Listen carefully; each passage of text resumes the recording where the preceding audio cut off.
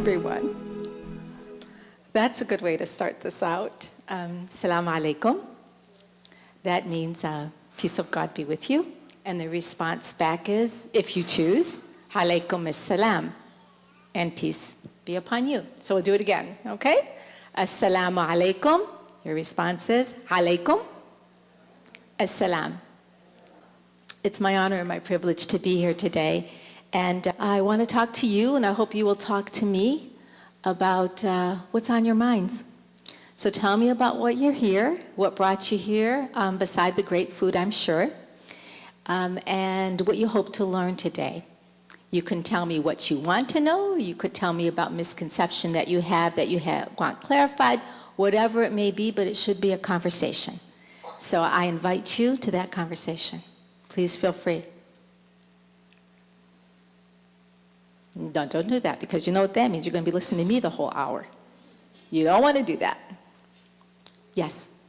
Like either conforming or rejecting empiricism. The Gulf War? Like, okay, I'll try. Okay. Actually, it was the Gulf War that started all the work, because all the immigrants had come over. So many of them had come into the Michigan area, and it was very interesting and very new for me. Any other thoughts? Yes?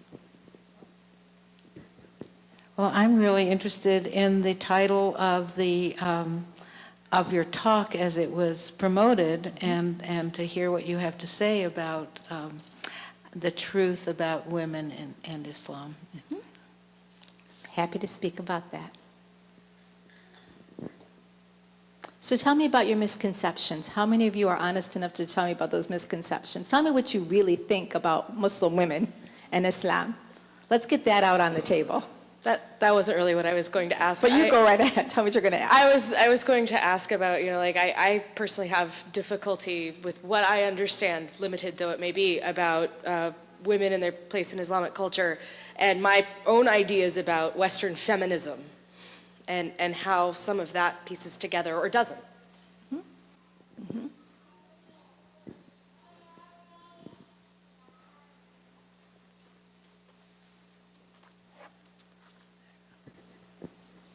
I also was interested in women's position in the home.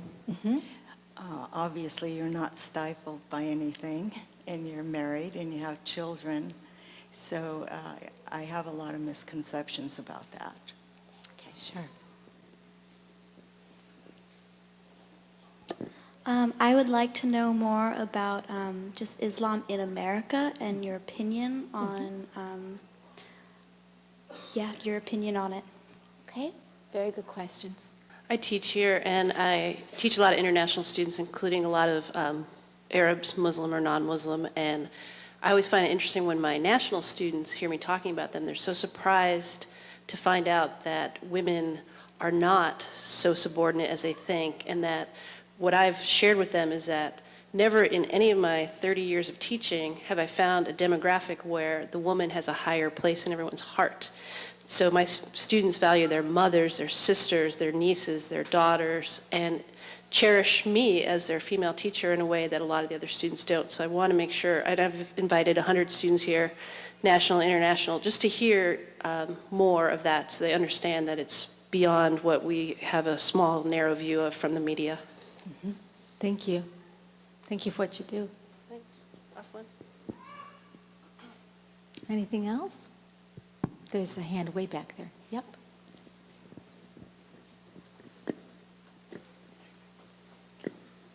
Assalamu alaikum. Alaikum assalam. I was wondering what made you decide to convert to Islam, or if you were born Muslim. I don't think you were born Muslim, but I was seeing why you wanted to convert to Islam, and if you're a part of a particular sect, why that sect. So. Mm-hmm. I am actually born Muslim, but I intellectually converted, is what I say. Because I don't think it's enough to be born Muslim. I think you really have to choose God. But we'll talk about that. Thank you. That's a great question. And I'm a Sushi. I got a Sunni mom and a Shia dad. West Side Story. They almost got killed before they married. They love each other dearly. Yes. And I'm Thanks. I'm curious about your experiences as you travel in your role as a woman, and if you feel like you're treated the same way as a traveling, visiting person as you are in America. That's a very good question, too. You have some great questions. Okay, so anyone else want to contribute? There you go, back there.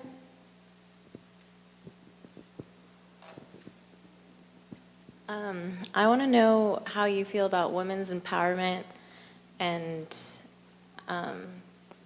what your views on women, what real women empowerment is, as opposed to like extreme feminism portrayed here in America. Good, you're warming up. Hi. Hi. I heard a Muslim woman speak on the radio one late night while I was driving around Puget Sound, and I never forgot what I heard. I had to pull off the side of the road, and it was essentially the radio host was talking with her in a very dismissive way, and she made the point about freedom, that in this country we assume that we have so much freedom as women, but she said the truth is that we have freedom in ways of sexuality perhaps, but in real freedom it's not true.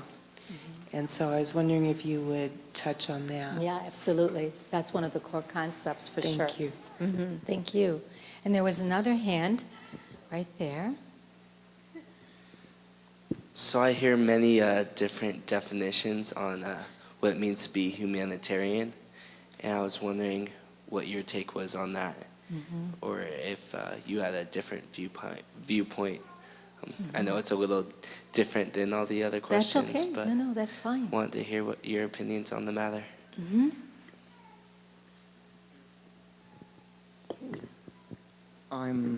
Hi. We're going to stay here tonight. We're going to hang out because by the time we get done with all these questions, we're definitely going to have some time. Yes. I'm one of Miss Linda's students. I'm here to show my support for both your cause and Miss Linda's class. And another thing I want to know is, as a student, how can I contribute to your cause?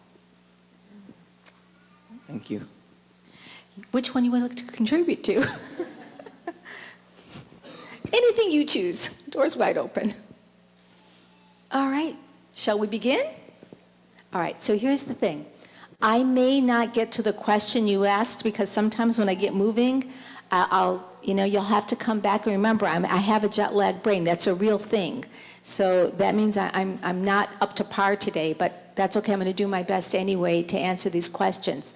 So the contract between us, and you're not going to be embarrassed about this, is if I don't get to the answer that you're looking for, you are responsible to advocate for yourself and to raise your hand again and say, that question I asked you, and this time give me your name and remind me what you asked me, okay? Deal? All right, now Hussein, how long do we have and where did you go? Well, I have it's 11:45 at night in Detroit, but it's 7:45, so how long are we speaking for? Okay, good. Let's go for it. So I apologize to you. I can't hold still. Okay, so let's begin. Let's go way back to the beginning because you folks have some great questions. First of all, let me say that I do not speak on behalf of all Muslims. I cannot. There's 1.5 billion Muslims, 1/5 of the world are Muslims, and we come in all sizes, shapes, colors, cultures, languages. So my experience here as a Muslim born and raised in America may be different culturally than someone else's experience born and raised someplace else. Okay? So we're going to put that out there first and foremost. However, the beauty of Islam is that it transcends culture. And it can arrive at a universal place where our humanness is common and can exist. That's why I love being Muslim. Now, educated group, but just to get some of the basics out so that you can become ambassadors as well. The word is Islam, not Islam, no Z, and I'm always correcting Muslims because they themselves say Islam. Like, where'd you get that from? It's Islam, and it means submission. And so it's peaceful submission, in fact. So it's submission and peace rooted together into one word. It's not Muslims, it's Muslim. And definitely not Muslims, which was considered derogatory when they used to do the census back in 1960s. You know, the Muslims are the Shriners, the organization that wear the red tarbush and drive the motorcycles. Those are Muslims. That's the name of their group. We are Muslims. So, and obviously, again, I'm not trying to be demeaning, but I'm sometimes surprised what people don't know because of the media and because the way they say things. So you know that there's no such thing as an Islamist. You are a Muslim who observes the faith tradition of Islam, right? So now we have the language, and you can carry that message out there on my behalf. All right, so going way back, let's just go back to the beginning. When Prophet Muhammad was born into the Arabian Peninsula, first of all, he was an orphan. He was, raised by his grandparents. His mom, dad passed away, and he was still a young child. This incredible human being, and I'm very proud of the organization for naming it, including the Prophet's name in your title of your organization. One of the things that he saw as a child was the treatment of women. And just to put it out there, the reality is, in Arabia, pre-Islamic times, women were chattel. They were not considered, they were considered half human. They had no rights. It was a very tribal society, you know that.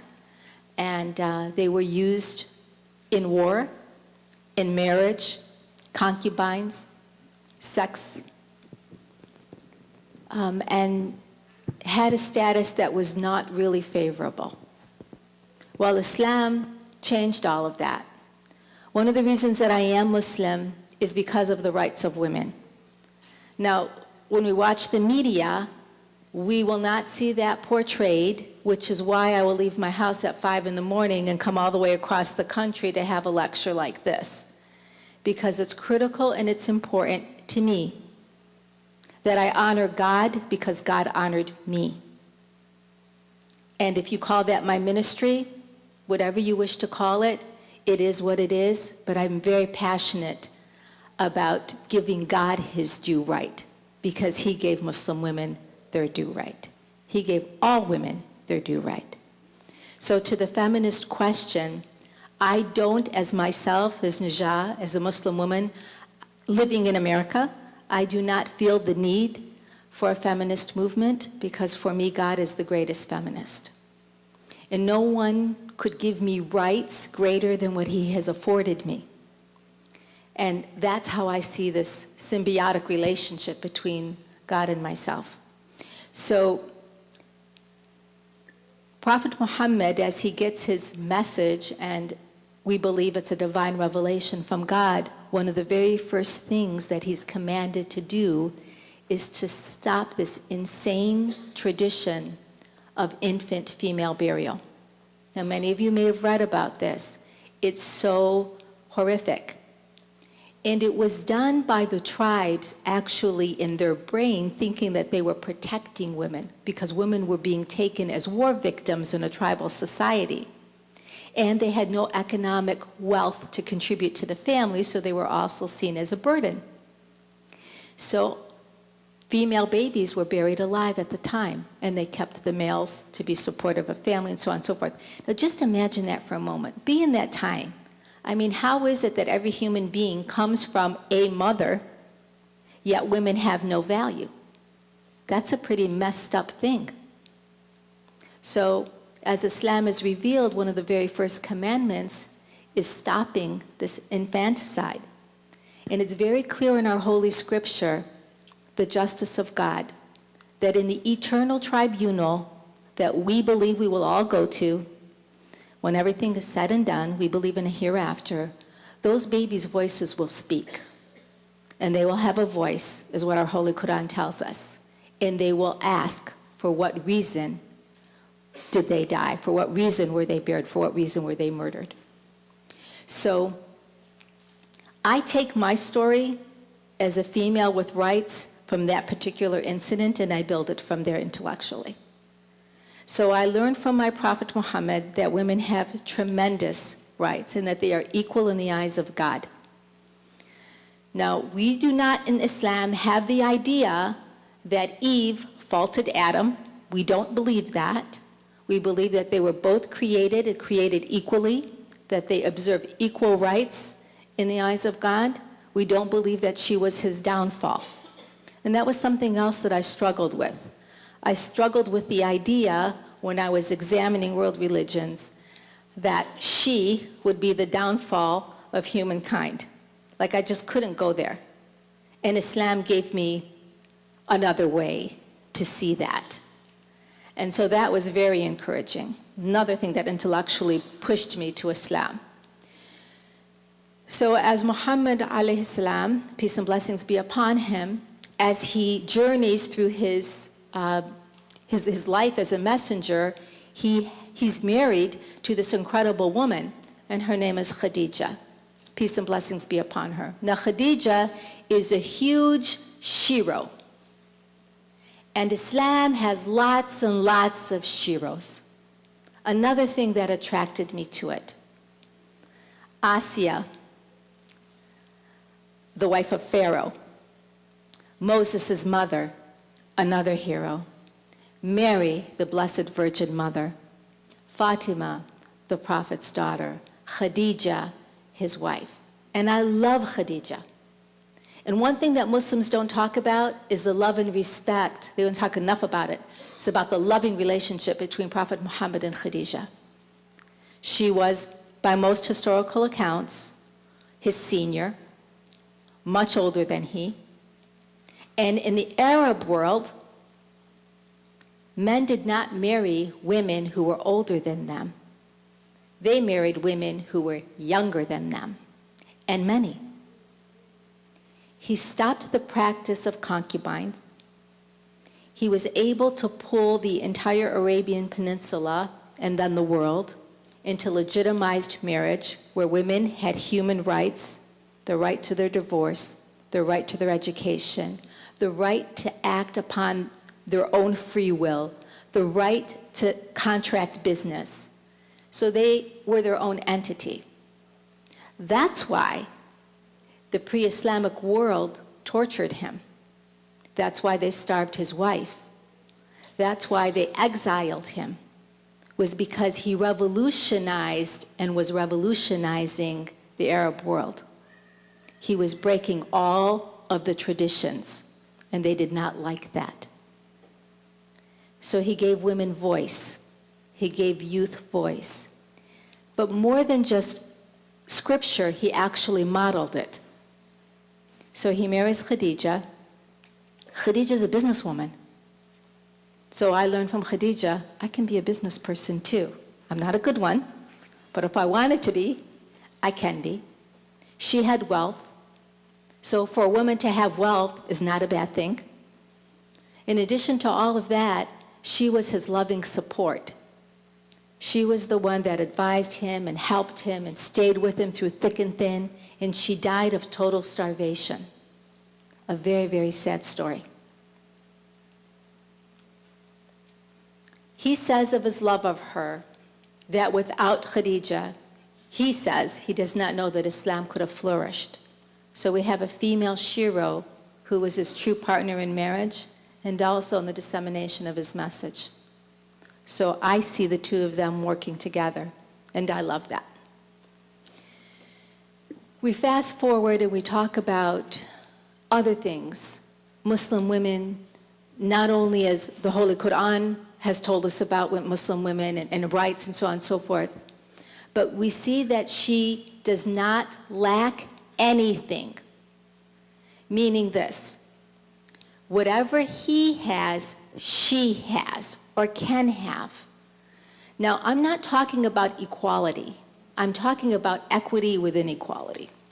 So Muslim women we don't, at least this is what I feel. I don't feel we have to be in competition with a man because we understand that God created male to have their role and their gender has specifics about it that are wonderful, and women have their role and specifics about it and gender and qualities that could be different. They don't have to be alike. In fact, it's the harmony that creates the synergy, and we're okay with that. We're totally comfortable in our own skin. And the reason that we're comfortable in our own skin is because of what someone said earlier. It's the validation of who we are. I'm not the downfall of male or humanity. So that sort of psychology, growing up as a Muslim person, you know that you are going to be born like he, that you are going to be raised with the same human rights that he has, that you're going to die and go to your hereafter and stand judgment by yourself as he will. We believe in scribing angels. Women have them, females have them, males have them. They're assigned to us as soon as we're born. Angel on the right, scribing your good deeds. Angel on your left, you want to put on early retirement because that's keeping track of your not so good deeds. You go to heaven in your own little rowboat. I liked that. I liked that I was accountable for myself and that I was an independent entity created by God in the most loving way. And it wasn't a God that saw me as an evil sinner. It was a God that loved me and created me in his own spirit. I also loved that God was not a he. For Muslims, God is genderless. And that's very powerful as a woman. And the reason for that, and I say this with all due respect, I say that because I'm really big on justice. What's fair? And if God is not just, then that's going to be a problem in the equation for me. So when I was examining all of these issues and comparing world religions, I needed God to be genderless. Because a God that had a son that didn't have a daughter presented a problem for me. And a God that looked blonde hair and blue eyes, perhaps, when I know he was born to a Jewish blessed mother, was problematic, because then, what do you do with all the folk who aren't white? That was problematic. So as I continued to look and examine and build and think and understand, I was looking for this God of diversity, a God that I could fully believe in, and a God that I could respect for everything that he created, and he would have had to have given everything its fair due. And that's what really captured my attention. It was the rights of women. Now, growing up in America, I did not wear hijab growing up. In fact, I grew up in the 60s. So, how many of you grew up in the 60s? I mean, life was the Beatles and, Elvis Presley and Woodstock. Never went, of course. But I still grew up in a very conservative family, an Arab, Syrian, Lebanese family. And we were doused with all of the things that Arab tradition offered, all of the beautiful, wonderful things of Arab tradition. Food, family, love, respect, all of those things. But growing up in that environment, my parents were born here, they knew what was going on too. So they were very, very protective of my sister and I, but not restrictive. They still wanted us to have a brain. They wanted us to get our education. They modeled that themselves. Even though they were not formally educated, Mom is smarter than most people I have ever met in my entire life. She's like a CNN consultant. She can tell you something about everything in the world. And my father loved her so much. And he would call her queen. And these were the rules in the family. I don't care if your mother's wrong. She's your mother. You're not allowed to yell at her. You're not allowed to raise your voice to her. You're not even allowed to look at her the wrong way. She's my queen. This is my dad. And you must respect her. And when you're raised in a family like that, where you see a father that loves his wife so much, and a wife who loves her husband that much, that sets some pretty solid groundwork for some stability in a family. Well, Islam is very big on that. Islam says that the heart of the family is so important because the heart of the family, the marriage produces the family produces the society. So you have to have a healthy home. So what bothered me is that as I looked around, there wasn't a tremendous amount of healthy homes, because what I was seeing was cultural Islam. I wasn't seeing Islam like my parents had. So I would see things happening around me and I'd be like, that's Islam? Then I'd say to myself, that can't be, it doesn't make sense. I'm always one of those, if it doesn't make sense, I have to go back and think about it. I'm sure many of you are like that. So I learned by the time I was like 18 that the Arab culture, it has Islam in it, but Islam unto itself is its own special thing. Now you know that not all Muslims are Arabs. Only 13 to 17% of the Muslim world are Arabs. So I was really curious about, well, what are other cultures like? What are non-Lebanese like? And then I began to, grow up and go to college and meet people, and you see other people's traditions. And the whole time there's this thread, though, this thread of women in Islam just weaving its way through my friends and, experiences and so on and so forth. And some of those experiences were very powerfully good, and some were not.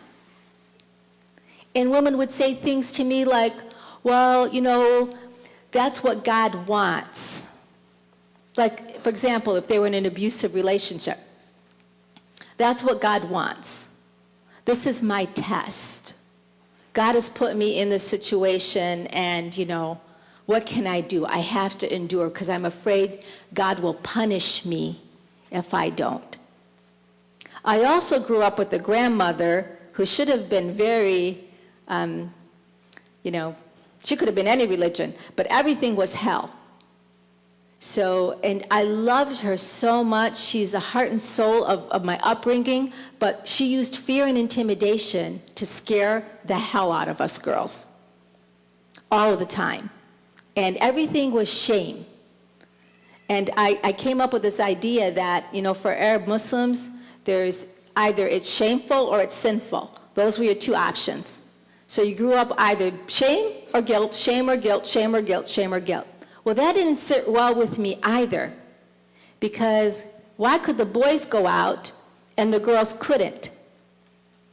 Why did the boys, not my brothers, of course, my mother was as strict on them as she was on us, but in the community, I would see a lot of double standard.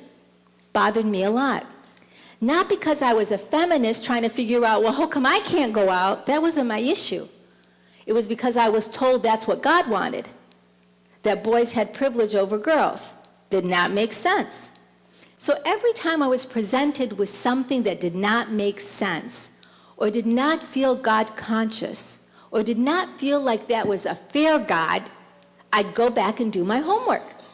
And every time in the Holy Quran, I would find the answer.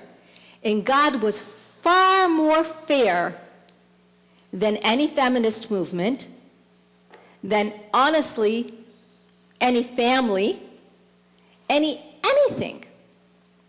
I wanted to be a part of that fairness. I needed to be. It's just who I am. I needed that fairness. So, things happen in life and you learn. And one of the things that happened was, it was 1978, 79, 80, Lady Diana and the whole thing, and the Iranian Revolution, that time period. Well, to answer your question, in the back there, for the first time, I saw this man on TV who had this black turban on. You know who I'm talking about, Imam Khomeini. And all of this drama going on in America, and the Iranian hostage crisis, and so on and so forth. And I'm like, what is going on here? And who is that? And that's not the Islam I know. And you know, those things that begin to happen to you, all of a sudden our mosque, which was very, very liberal, too liberal, actually, it was a community center more than a mosque, because immigrants, when they come here to America, all immigrants, they tend to build their churches with a community center, their mosques with a community center, their temples with a community center, and they're trying to save their children, right? They're trying to keep them together and so on and so forth. Well, all of a sudden, our mosque got marching orders from Iran because it is a Shia school, it followed the Shia school of thinking, and it said, you guys better straighten up. So they used to play bingo, because growing up in America, what did churches do? You played bingo. Well, it was a bunch of American-born kids who started the largest Islamic center in the United States, which is where I attend, in Dearborn. So it was 5 American-born people who started that mosque. And so they started that movement. So being born and raised here, they were never in a foreign country. They did things the way things were done in America. They played bingo and gave turkeys away and stuff like that. And, you know, our weddings were done, going down the aisle with organ. Nobody wore hijab. There was no such thing as hijab. The only people who wore hijab when I was growing up were the grandmothers, and those were called babushkas. So now the Iranian Revolution's happening, and now all of this stuff is starting to come down. Segregation of male and female, at least in the mosque, so that they're sitting like this, female on one side, male on the other side. Definitely no more bingo, no more music. And now we begin to hear the Holy Quran recited in our mosque. We begin to see scholars who talk more and more about the rights of women. And many of you have met or saw in this series last year Imam Qazwini. And Imam Qazwini's brother, who was here in California, actually ended up coming to Detroit to serve. And he did that again because of a group of generation of my peers, American-born kids, wanted someone who could speak English and teach Islam. So this gentleman comes, this imam, and we learn that he's a descendant of the Prophet Muhammad, peace and blessings be upon him. He's called a Sayyid. He learns to speak English, and for all of the students who are here who go through this English program that you have here, congratulations. It's very amazing that in a year and a half, you learn to speak such beautiful English. Congratulations for that. And he's really big on women's rights. So now we have a vehicle to ask scholarly questions of someone who's highly, highly learned. So it's no more sitting at the kitchen table with mom and dad, and, you know, to be very honest, they grew up as cultural Muslims. They weren't formally educated in Islam.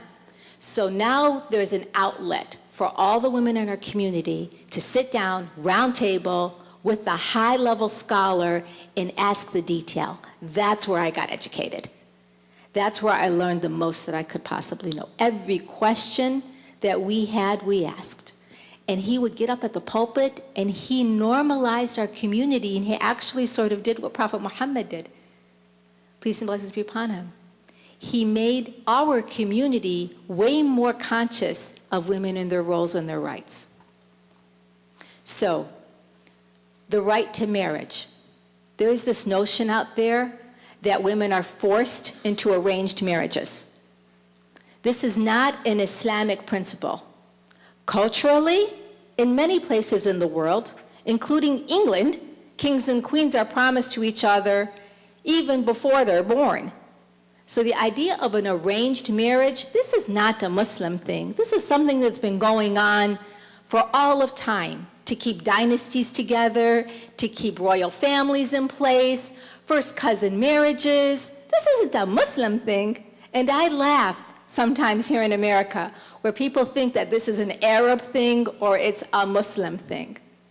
It's not. It has roots all around the world. But in Islam, a forced marriage is a sin. It's totally unacceptable. And it was happening in pre-Islamic times. And the Prophet Muhammad had a beautiful tradition because he knew marriages were being forced or they were alliances. What he did was he implemented a system that still exists today, where the person who's performing the marriage asks the girl 3 times, and sometimes more, it's just a tradition of the Prophet, to make sure that there was no coercion in marriage. And why that becomes so important is because what I said earlier about the family structure. Well, how happy can a woman be married to a person who was forced on her? But how happy can that man be if the marriage was forced on him? Is there any, sense in that? Now, that's not to say that families don't fix up. Of course they do. Who doesn't? If you have a cousin and you know a friend, or you have a friend and he knows another friend, we do this all day long. Aren't you arranging? So here's the question, and I get asked this all the time. I often get asked, so was your marriage arranged? I say, yes, it was. And usually the audience, you get that look like, I knew it. She's nowhere near that liberal like she's acting. I arranged it. That's the truth. I did arrange it. And I arranged it because I saw him when I was in 7th grade and he was in 9th grade. Now I'm going to tell you why that's really important. Because people have feelings when they're in 7th grade, 8th grade, and 9th grade. And that's why Muslim women grow up a specific way. Because that's real. I was at the drinking fountain. And it just so happened that Ali came by, and I was in 7th grade, he was in 9th grade. And the Dearborn Public School System was doing this new thing they were trying out. And I'm 54 now, so I don't know what year that was. It was late 70s, where they put like the smartest of the 7th, 8th, and 9th grade together to see how they would do in class. And then, the next level and that. So he and I were in class together. But what I just fell in love with was the fact that he was the one boy in school who did not drink, even in 9th grade. That was something that was going on in school, in public school. He never touched a drug, and he was so respectful of the girls in our classroom. He was not a punk, and most of the people in school were punks. And they totally disregarded girls. And they would talk about girls, and they would do this. Well, I may not be nice looking anymore, but back then, 7th grade, long hair and you get that look, and it always bothered me. It always bothered me. I think because I grew up in a family that respected women, that it really bothered me. Or the, wolf whistling, and I just always would feel very insulted by that, and I would think that's just wrong. Well, my father was very big on telling his daughters how beautiful they are. And he would always tell the girls, you are beautiful for yourself. So, when you're raised with a father who honors you that way, it's good to feel good about yourself. So, Dad was very protective, but when I saw Ali, I just knew something was up. I had a crush on him. Go to high school, he's a couple years ahead of me, and, life goes on, and he becomes an engineer, and I'm in nursing school, bump into each other at the library. Everybody bumps into each other at the library. And he said, so what are you doing? And I said, graduating nursing school, and he's all done. And so he said he has a brother who is, I hate to use he's delayed. He's differently abled, and I have a brother with muscular dystrophy. So, we're in our 20s now. Our families are putting pressure on us to find someone. And he says to me, what are you looking for? I said, someone who will help take care of my brother Sam, because I was his caregiver. I said, how about you? What you looking for? He said, someone who can take care of Mikey. That was it. Not another word said. So, I'm serious. Not another word said. It was just done.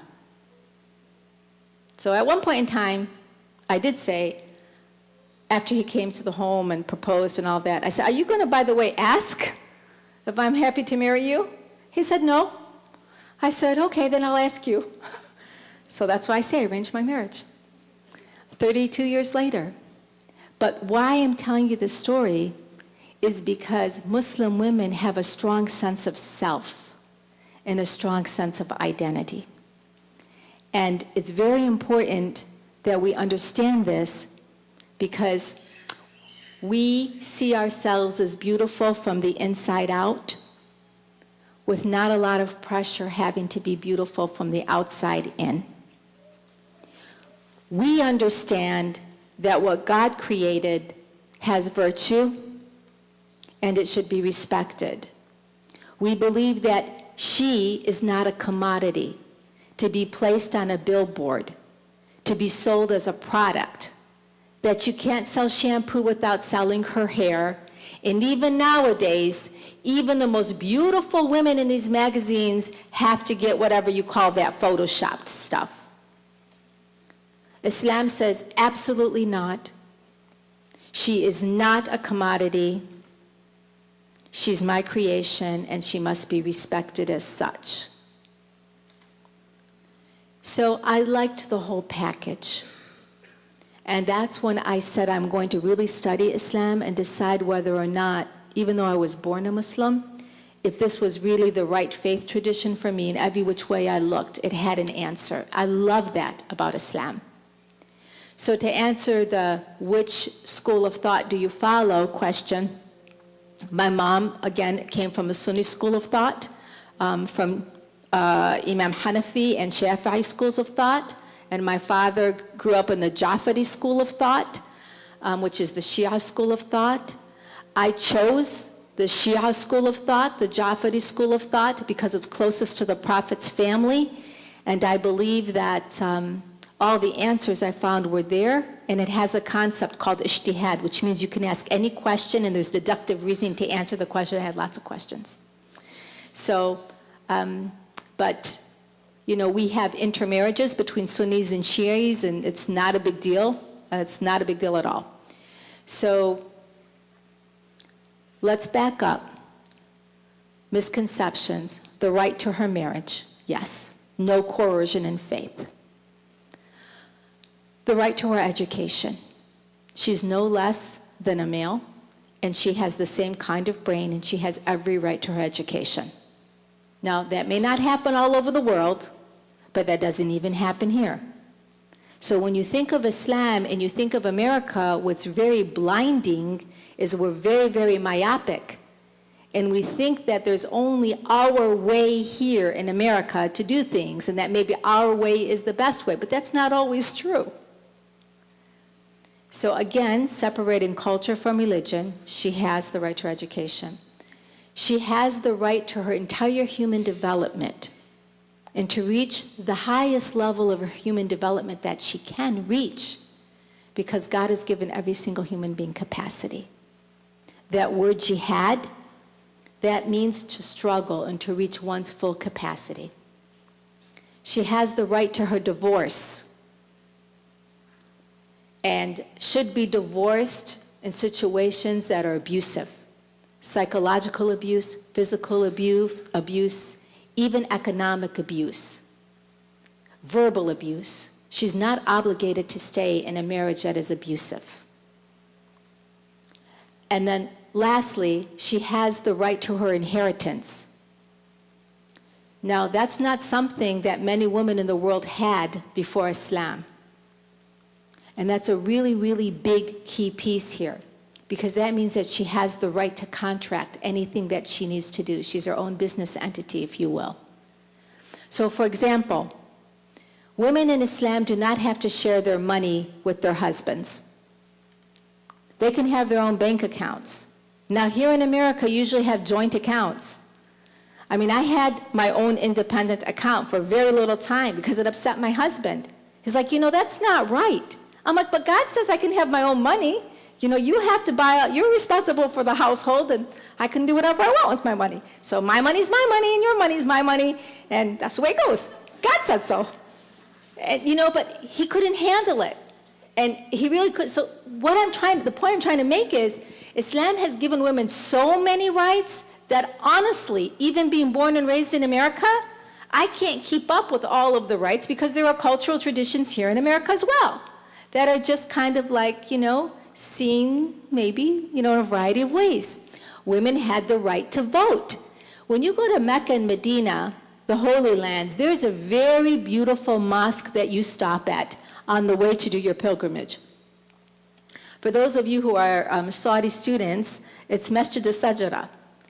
And it's where the Prophet took the oath from people. They pledged their allegiance to the faith of Islam. Well, women were included in that vote, and they also pledged their allegiance to the Prophet and to the faith. Well, women didn't have voting rights here until when? Hello? Come on. Yes, 1920. Muslim countries have heads of state who are women. And Muslim women are in every single aspect and fabric of life that there is. What you see often and what we see here in America is the Muslim woman who's in a burqa, who has no rights, who's oppressed, or who's physically beaten, or her husband is walking way ahead of her and she's way behind here. By the way, that happens with me now. Do I look like I'm oppressed to you? I can't walk as fast as him. And I keep telling him, honey, slow down. People are going to look at us. They're going to, we're like following that stereotype. They're going to really think you walk that far ahead of me. But I, honest to God, cannot keep up with him. He plays basketball every Saturday. He's way healthier than me, and he walks fast. But I am conscious of the fact that people are looking at me, and they're probably saying, oh, there she goes. There's another one. And usually, these women have all the kids in their hand, and dad's walking ahead. Let's talk about mother. There is no higher status than she. We are told that heaven rests beneath the feet of your mom. And that has to be respected. So her womb is the womb where humanity is created. And the lifeline continues through her. So even if your mom is a terrible mom, not all moms are good moms. Let's face it, let's call it what it is. Some people aren't cut out to be mothers and raise children. Even in that situation, you should just at least respect them. And what I mean by respect is not fight back. Now, of course, if they're a totally abusive mother, you need counseling, that's a kind of different thing. But I'm talking in a normal circumstance. This idea of like turning your back to your mother absolutely does not happen in a devout Muslim family. Or raising your voice to your parents, that does not happen. My kids, if they do it to me, they're in huge trouble. But they won't do it because they were raised not to do it. My mom could look at us, and with her eye, you knew you were in trouble. She'd just give you that look. You froze. That's powerful. That is power. And she used it on us all the time. So, it is a very beautiful place to be when Muslim women are given the space and the freedom and the right environment. So I'm not going to blame Islam for the oppression of women. I can't do that. It's not fair. It's not fair to God. Can we blame the world for the oppression of women? Yes. There's oppression everywhere, even here in this country. The sexual revolution is oppressive enough as it is. The fact that she's been made a commodity. Or how about the oldest tradition in the world, Prostitution. That is so shameful. That just sickens me. That young girls are having to be forced into prostitution, or that's how women have become commodities. Isn't that sad? So there's something sick going on in the humanity. There's not something sick with God. And that needs to be honored. What he created needs to be honored and respected. Now, do we Muslims have the pecking order of who's more religious than another? Yes. Is there a lot of judgment country to country? Yes. Oh, like she's a holy person. Oh, she doesn't dress right. Oh, she doesn't wear her hijab right. Or she doesn't do this. All of that stuff. That happens in every society. I'm focusing on the pristine principles of Islam. I want to talk to you a little bit about hijab. Is this culture? Raise your hands. Is it faith? Raise your hands. Is it both? Raise your hands. Okay. Do it again, now that you know what I'm asking. Is it a cultural practice? Raise your hands. Don't be shy. Is it a religious practice? Raise your hands. Is it both? Okay. For some people, culturally, it is. Islamically, for myself, it's a religious obligation. It's not a cultural obligation at all, because I'm born and raised in America. So, you know, America, we tend to take clothes off, not put layers on. So, I'm not trying to be funny here, but I mean, let's face it, right? So here's how that story goes. I want you to understand it in its fullest context, and then we'll get back to your questions. Now, this is how I understand it, based on the research I have done, that I have presented to the highest scholars, and I have gotten their blessings, so I'm good with it. But I still kind of came up with the theory, Linda, because I was digging. So it occurred to me one day reading the Holy Quran, the story of Adam and Eve. It was very profound to me. I keep going back to that garden story. So when they had, according to Islam, they didn't have a sinful moment, they had an oops moment. Okay? So in their oops moment, when they became knowledgeable of themselves, what did they do? What did they cover? Their private parts. Do you all agree? Most Holy Scriptures tell that story. Why did they do that? Their shame? Notice they didn't cover their eyes in any of the biblical stories. They didn't cover their ears, and they didn't go, oh! They covered their private part. What's that tell us? Think about that for a moment. I find that fascinating. What does that tell us? Just discuss this for a minute. What does that tell us? What do you think? What conclusion do you draw from that? Your grandmother knew what she was talking about. Well, bodies are shameful? Or is it that we became, pardon me? Reproduction can be selected? Any other thoughts? Well, whatever it is, we knew that it was something that needed to be covered. Would we agree with that? Okay, so my theory is that there is an innate, built-in sense of shyness that belongs to every single human being, because it wasn't just Eve who covered. It was Adam and Eve who covered. Hence the story of hijab. So, let's fast forward. Where did you learn to wear the clothes you wear? You're in California. What do you wear when you go to a beach? Normally. Bathing suit.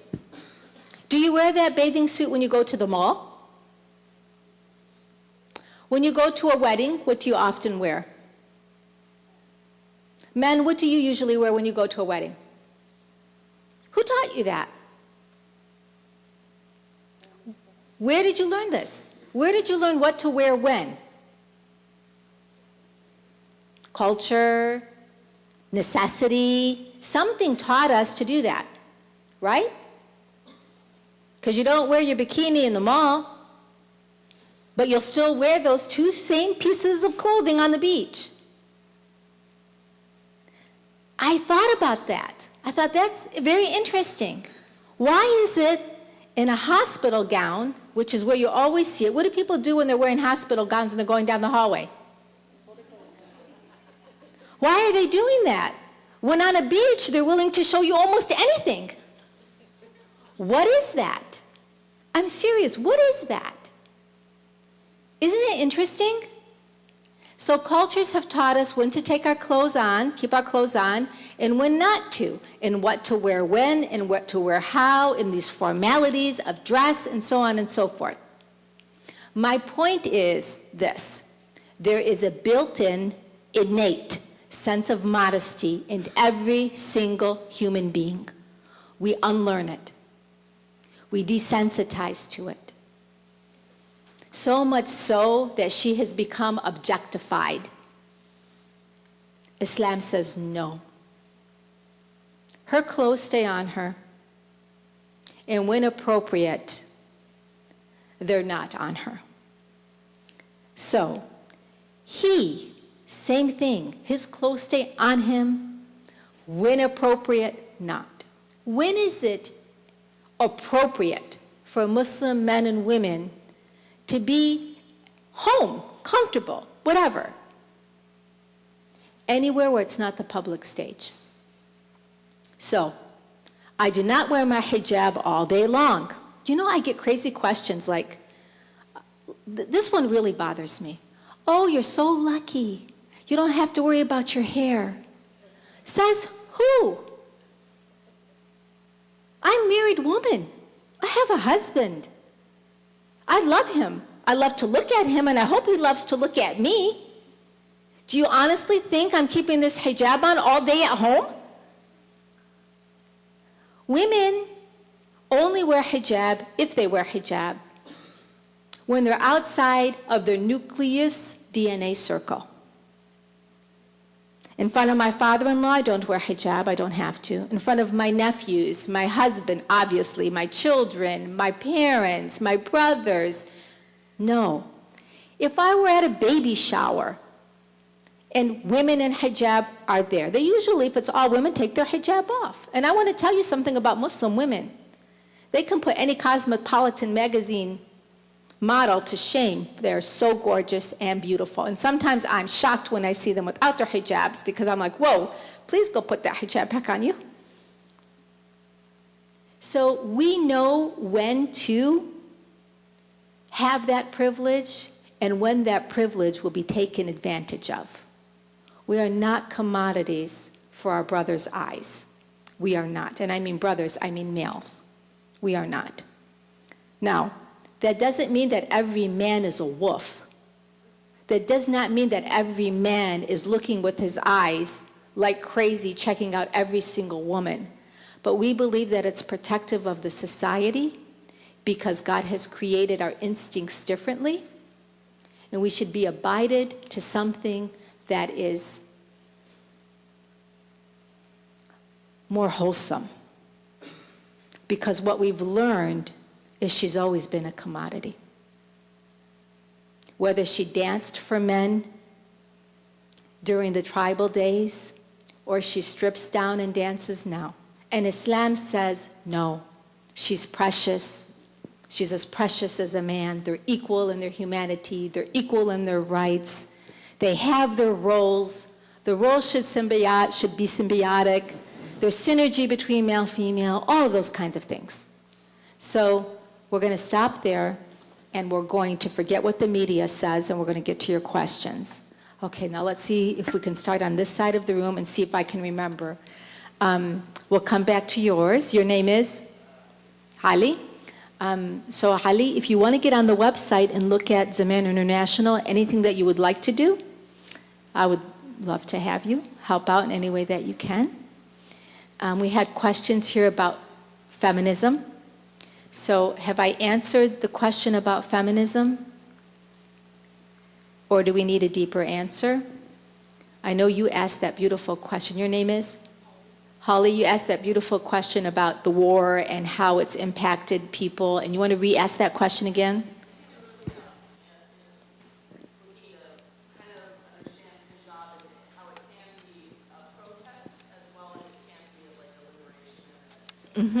And I think that that's very true. I think it can be.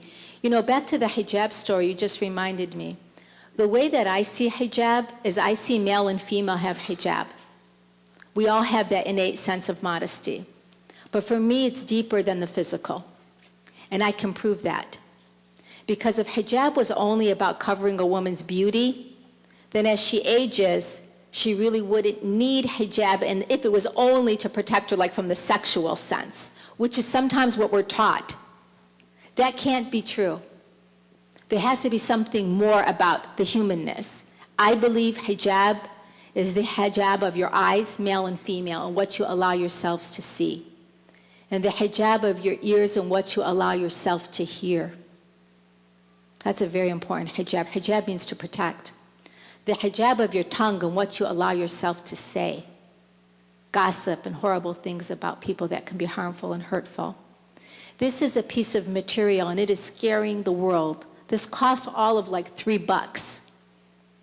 If a Christian woman wore it, she would be revered for being a nun and for having a holiness about her. But when a Muslim woman wears it, it's become a symbol of terror. Shame on us. Very much shame on us. That is so deeply hurtful. We've got something wrong here. That which should be respected is disrespected, and that which should be disrespected is respected. What does that say about our value system and where we're going with it? So sometimes hijab is used as a protest, and sometimes it's used as liberation. For me, it's liberation. I mean, I don't really need to wear hijab anymore, but it's become such a part of my identity. It's a statement. You learn to do that when you are in kindergarten in the United States of America. You learn to stand up for yourself. And I wear hijab in honor of all the women who aren't allowed to wear hijab because of political reasons in other countries. But hijab also protects your imperfections, and I have a new appreciation for hijab when I see women who have double mastectomies or things that our country, the West feels so much value about her body. Hijab also gives her a sense of wholeness because it does hide certain things. And as we age, you know, we get droopy and all kinds of, I love hijab. Where I made my big hijab mistake is during the Afghan war, when the Taliban situation was going on. And I was up there saying the burqa is wrong, and this is oppressive, and Islam does not say that you have to do this, and look at the impression it's giving of Islam. The Prophet died, tried to liberate women, and now we've gone back 1,000, 1,500 years. That was me, and I'm so ashamed of myself because I didn't do my homework enough. Until one Afghani woman who was at a conference in New York that I was speaking on Muslim women's rights, she came up to me and she said, "Sister," she said, "I have to tell you that if it wasn't for that burqa, most of us would be dead." And she explained to me that the burqa was created to protect the women from political persecution because when their husbands were killed, they would also know who the women were and they would go after them. So these very brilliant women created the burqa for self-reliance and protection. I was dwarfed. I felt so little and so ashamed of myself because I did what we all do. You look at the outside and you pass a judgment without doing the homework. I also did that one time in genetic counseling with the Saudi woman who happened to be a master's in genetics, and I was translating about genetic defects on a trisomy, and she was fully veiled.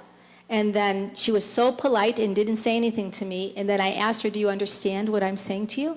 And she said, "Yes, I have a master in genetics." Shame on me, because I assumed. So, hope that answers that question. Other questions that came up? I answered your question in the back about Sunni Shia. Other questions that came from this side that I didn't get to? empowerment, there was a question about women's empowerment back there. I think we probably covered that. Are you comfortable with that? Is there something more you wish to say? Okay. On this side of the room, the role of women in the home. It's very powerful. You know, again, the big fat Greek wedding, when he says that thing about the neck, she turns the neck, that's very true. It's very, very true. She's the queen of her household. You had a question, I can't come up with it.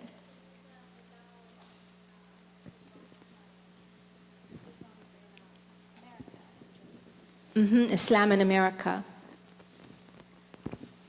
I mean, I think after 9/11, you know, things changed a lot. I did a lot of flying, and so, in fact, there was an article on the front page of USA Today. You know what that's like when you wake up in the morning and you go to get your Dunkin' Donuts coffee and you see yourself on the front page of a national paper? I just sat there and I'm like, just like now. Like, how, they don't even tell you. They don't, I was like, how can they put your picture on the front page of a national, and you don't even know? I just sat there and I'm like, oh my God. I was a part of a story, but they needed my hijab. That's the new thing. Pick the girl in the hijabi, even for the presidential thing, and put her in a spot to make it look like we're diverse. You know, it's kind of cuckoo.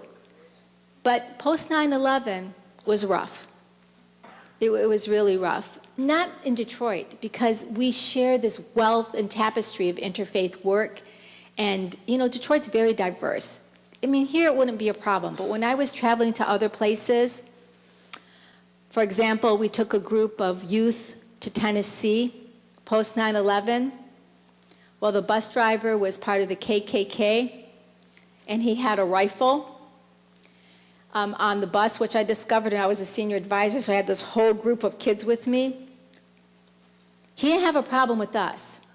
It was the officer who was African American who came because there was something he was doing, pulled the bus over. But the officer pulled the bus over because there was a whole bus full of women in hijab, girls in hijab. But boy, when he got pulled over, the bus driver says to me this, "I'll take care of this one. Don't you worry. Got my rifle right there, my baby." And I'm like, what? We couldn't even get out at McDonald's because we were all so afraid. So sometimes those kinds of things had happened, but it's becoming way, way, way less. Way less, and I think much more normal to see people in hijab and so on and so forth. I love this country. My father was an army man. On his gravesite is MacArthur's, you know, a good old soldier never dies, he simply fades away. He's a very patriotic man. We were raised with a sense of love of the land, and Islam teaches you that. Islam says, the country that provides for you, the country that gives you freedom, is your country, it's your land. So not necessarily the land you're born in, it's the land that takes care of you. Okay, other questions on this side? And we're going to open it up for more Q&A. Thank you for giving me energy back, all of you, because the dizziness went away. Yes? My question was on your take or your viewpoint on humanitarian, what that means. I'd love to tell you that story. How many of you watch Grey's Anatomy and all that stuff on TV? How many of you watch Scandal? I can't watch it anymore. I watched it a couple times. I'm like, this is going to make me go to hell. I cannot watch that show anymore. I go to sleep thinking about it. But I did see it a couple of times because everyone was talking about it. So here's what I think a humanitarian is. I hope you will remember this story, and I hope you will incorporate it into your own lives and take it as your own story. The reason why I asked you about Grey's Anatomy, do you know what a code blue is? Anyone here from the medical field? Tell them what a code blue is. Nice and loud. What's it look like? Yeah, you got it. You know, so you're watching TV, you see everyone running into the room, you see beep, beep, beep, beep, beep, beep, beep, beep, choo, straight line. Everyone runs in, there's that choo, choo, choo, jumping on the chest. So this is my humanitarian moment amongst many, but this is the one that I think got me the most. If I tear up, I can't help myself when I tell the story, I'm already choking up. So as a critical care nurse, I did open heart surgery for many years. We were in the intensive care unit. They had done bypass. Any of you who've had bypass here know someone who's had cardiac bypass? So we're in that unit, the surgical intensive care unit. And it's called cardiac tamponade. And what it means is when there's a problem and the heart cavity fills with blood. So it's kind of like suffocating the heart. So I call a code blue because the rhythm on the machine's going cuckoo. There was a young man who was in his 50s. He was an executive. I was at Sinai Hospital, working, Mount Sinai Hospital, which is a Jewish hospital, so that's where I learned my transcultural work. And I call the code, and the doctors run in. The doctor's name is Dr. Gary Goodman. And he was a surgeon, but those surgeons used to train the nurses and work with the nurses. The nurses didn't work for the doctors, they worked with the doctors. And so it was a very empowering environment. So he rushes in, I'm already starting the code blue. So he says to me, Najah, we gotta split the chest, gotta split the chest. I'm like, what do you mean we gotta split the chest? He's like, we gotta split the chest. I'm like, get it. So when you're the nurse, that's your patient, the nurse is in charge of the patient with the doctors when they come, but you're still key role. And everybody takes their job, right? The team that comes in. So I said, okay, we'll get them ready for surgery. And I'm screaming to the staff, call the OR, tell them we're coming down right away. And all this commotion's going on, and people are starting lines, and the room is full, and the doctor said, now, we're gonna split the chest now. And he says, grab the emergency kit. I didn't even know that there was this emergency kit in that cubicle. And so we grab it for the doctor. He pulls out the first thing. He opens the chest with a knife, and then he takes the saw out. Well, he takes the wire clippers. He clips, because the chest bone is, with wire to hold it together. And so he clips the wires with wire clippers, and the chest opens. He had like the saw thing that kind of did wire clippers and saw at one time. I was like, your adrenaline is sky high. And then he takes a suction, and he's like, Najah, pump the heart. And I'm like, what do you mean pump the heart? He's like, pump the heart. And then he just picked up this human heart, and here's the patient. I'm right on top of the patient's head. He put my hand on the heart. He's like, cardiac massage, now. And he shows me and gives me the heart to pump. Well, I will tell you something. This is where I get choked up. If you think for one moment that the way we look on the outside is what we are, we're sadly mistaken. In that moment, if I had any sense of racism in me, it was gone. I became colorblind to race, I became colorblind to language, and I became colorblind to differences. Because what I learned is that human heart, that sacred human heart, that has knowledge, it has the knowledge of God in it, whether we believe in Him or not, it is rooted and seated there someplace. That is who we all are. We are one human family. And until we start acting like one human family that loves each other and cares for each other, we will continue in this crazy world of inequity, where there's oppression, and there is war, and there is hunger. God has given us all we need to exist. He's a divine planner. He didn't fall short. We fall short. So that became a huge basis for the humanitarian work. And that's what motivates me. It really does, to get up and to talk and to share and to meet you guys and to have this human experience, and to meet Shirley coming in, and Susie and Carol, and learn that she has family in Tucson, and she has family, and there's flowers growing up on this mountain that you guys have here. And these are beautiful things, and that Linda has a class, and Ali's in Linda's class, and this is what it's about.